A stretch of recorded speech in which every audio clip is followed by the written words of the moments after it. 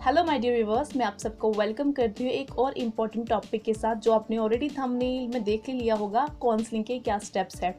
Counselling के लिए steps को जानना जरूरी है, स्पेशली वो कैंडिडेट जिन्होंने नीट के लिए पहली बार अप्लाई किया है। न्यूली अपीयर्ड कैंडिडेट्स के लिए ये इन्फॉर्मेशन, ये स्टेप्स जानना बेहद जरूरी होता है एज कम्पेयर टू जो पहले भी अप्लाई कर चुके हैं प्रीवियस ईयर में प्रीवियस अटेम्प्ट्स के लिए।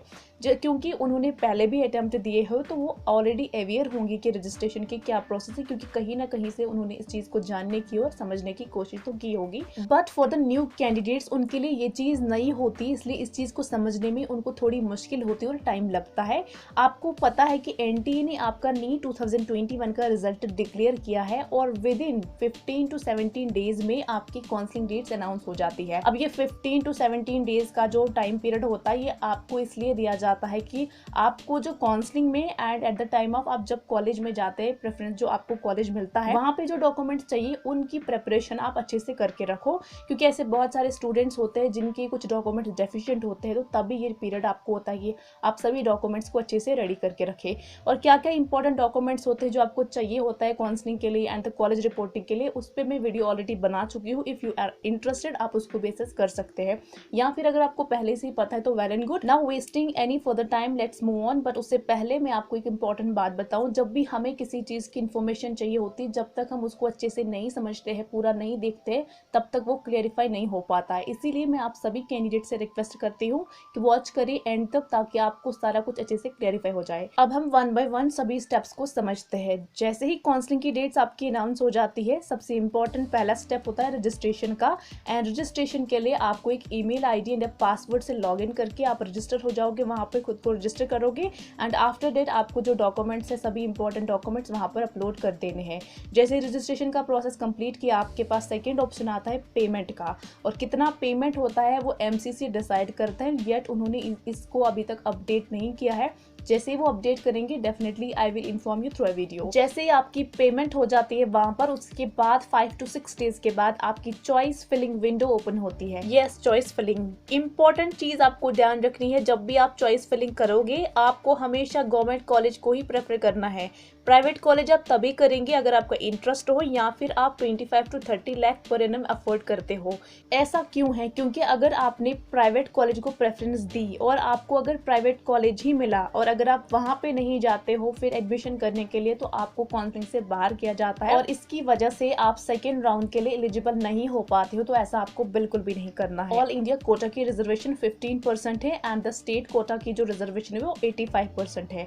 और जैसे ही काउंसलिंग आपकी स्टार्ट होती है, वो पहले फर्स्ट राउंड जो शुरू होता है वो ऑल इंडिया कोटा के लिए होता है, और जब ऑल इंडिया कोटा का फर्स्ट राउंड फिनिश होता है और सेकेंड शुरू होता है, उसके साथ ही स्टेट कोटा काउंसलिंग का पहला राउंड शुरू हो जाता है। और स्टेट कोटा काउंसलिंग में भी सेम वही प्रोसेस है कि आपको सबसे पहले गवर्नमेंट कॉलेज के लिए प्रेफरेंस देनी है और सेकेंड नंबर पर आप प्राइवेट को तभी दे अगर आप इंटरेस्टेड हो या फिर आप अफोर्ड करते हो 25 to 30 lakhs पर एनम भरना। नाउ मूविंग फर्दर, आपका फोर्थ स्टेप होता है रिजल्ट ऑफ सीट एलोकेशन।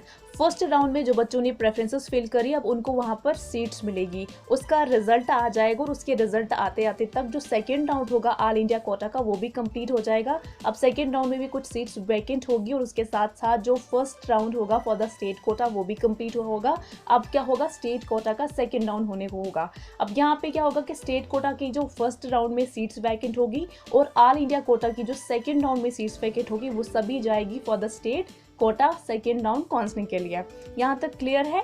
अब यहाँ पर जब आप सेकेंड राउंड में पार्टिसिपेट करोगे, आपको जो रजिस्टर्ड हो गए ऑलरेडी फर्स्ट राउंड में क्या होगा, उनको रजिस्ट्रेशन की जरूरत नहीं, उनको जस्ट लॉग इन करना है। और जिन कैंडिडेट्स ने फर्स्ट राउंड में रजिस्ट्रेशन नहीं की होगी उनको सेकेंड राउंड में एक email ID and password generate करके रजिस्ट्रेशन करना है। देन अगेन चॉइस फिलिंग आपको पूछे जाएंगे, different medical colleges and the dental colleges, वो आपको फिल करना है। और यहाँ पर फिर अगेन 2 से 3 डेज का टाइम लिया जाएगा। उसके बाद आपका रिजल्ट ऑफ सीट एलोकेशन आएगा, जहां पर आपको आपके एलोकेटेड कॉलेजेस पर रिपोर्ट करना होगा।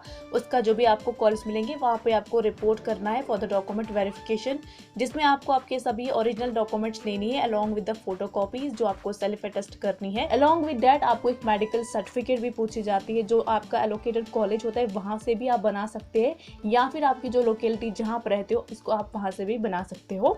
और एक बार आपके सभी डॉक्यूमेंट्स वेरीफाई हो जाते हैं तो आपको एक स्लिप दी जाती है that all the documents of yours are completely verified. And along with this आपका एडमिशन उस एलोकेटेड कॉलेज में हो जाता है एंड वहाँ से आप अपनी फिर फर्दर स्टडीज़ को कंटिन्यू करते हैं फॉर द MBBS और द BDS कोर्सेज के लिए।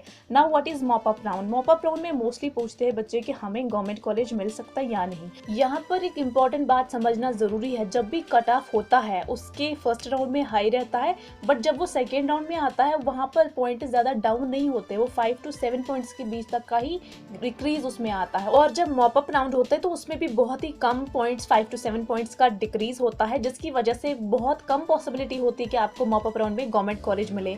यहाँ पर मैक्सिमम आपके चांसेस प्राइवेट कॉलेज के लिए होते हैं, जो वही ले सकते जो अफोर्ड करते हैं। अदरवाइज जो बाकी कैंडिडेट्स होते हैं वो वहाँ पर स्किप करके अपनी नेक्स्ट ईयर की प्रिपरेशन शुरू करते हैं वापस से एक अच्छा रैंक एंड स्कोर पाने के लिए। आई होप आपको कुछ न कुछ सीखने को मिला होगा and if you like then please do share and subscribe to my channel.